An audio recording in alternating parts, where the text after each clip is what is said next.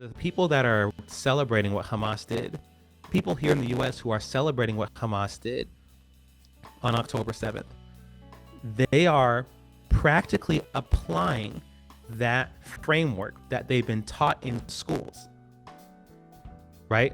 Those black students, those white students, those brown students, they are just putting into practical application what they're being taught in schools, which is that any kind of violence, any kind of aggression that black and brown people, that quote unquote institutionally oppressed people enact against white people is justified because that is considered resistance.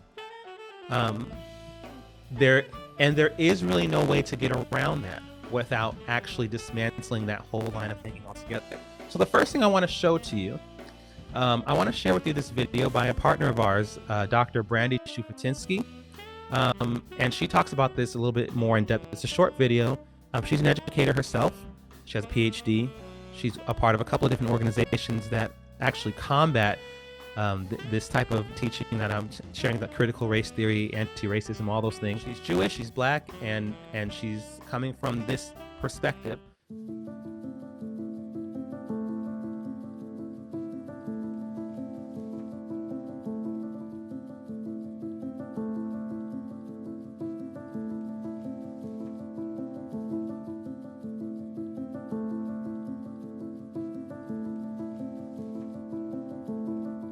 Through ethnic studies, what we're seeing is the institutionalization of anti-Semitism, where there's this idea that Jews are white, therefore Jews are the oppressor, and these other people are brown, and therefore they're the oppressed. And there's this whole idea that we've seen, unfortunately, since October 7th, that anything an oppressed group of people does to a so-called oppressor group of people is legitimized and it's acceptable. Hi, my name is Dr. Brandy Shufutinsky. I am an education consultant with the Alliance for Constructive Ethnic Studies and also a member of the Coalition for Empowered Education. What's being proposed right now in the state of California is to require ethnic studies as an admissions requirement for the University of California system. So any student who wants to attend, for example, UCLA, regardless of where that student is from, actually, if the student can be located in Kansas, in order to apply for admissions to UCLA, that student would have to take an ethnic studies course in their high school before they'd be eligible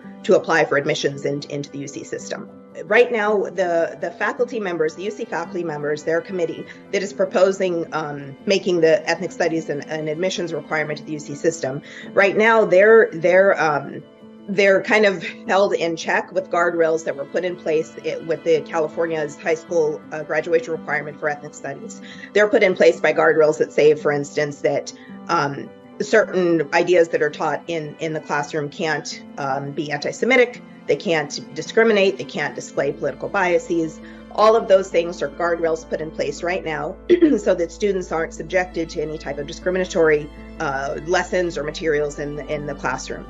A way to kind of get around that has been proposed by the UC Ethnic Studies faculty group, which is the group that's behind making ethnic studies an admissions requirement.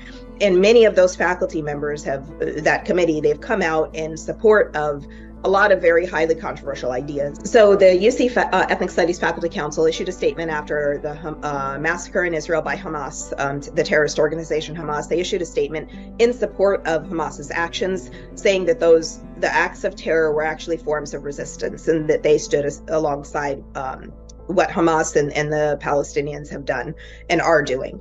So I was not surprised when I read the statement issued by the Ethnic Studies Faculty Council because they've been saying things along those lines for a long time.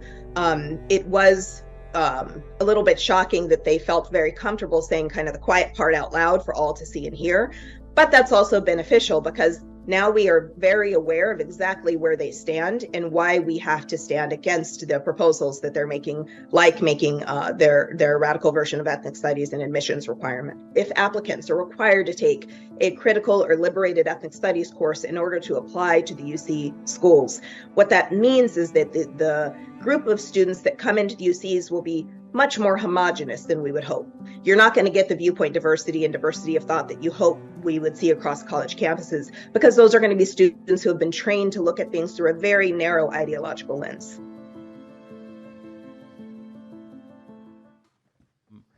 which is, again, is another example of why it's so important to break down this whole system altogether.